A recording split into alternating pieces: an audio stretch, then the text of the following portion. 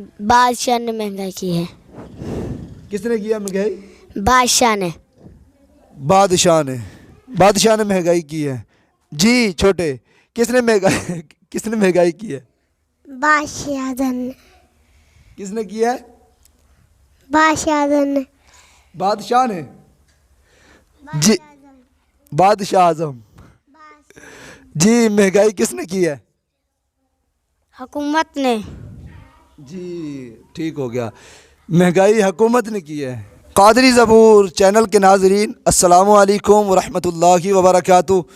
नाजरीन, जिस तरह कि आपको मालूम है कि मुल्क पाकिस्तान के अंदर बेहद बेइंतहा मुल्क पाकिस्तान के अंदर महंगाई हो चुकी है। जो बंदा पहले गरीब था वो गरीब मज़ीद हो गया, जो अमीर था वो मज़ीद अमीर हो गया।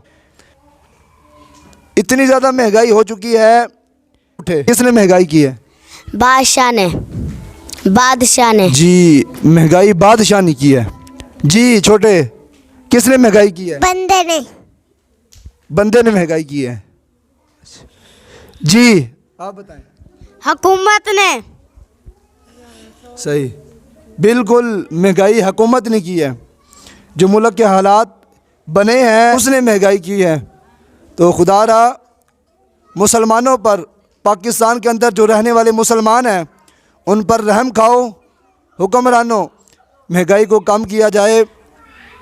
सबका गुजारा नहीं हो रहा। जी हो रहा घर में गुजारा आपका? नहीं हो रहा। जी नहीं हो रहा।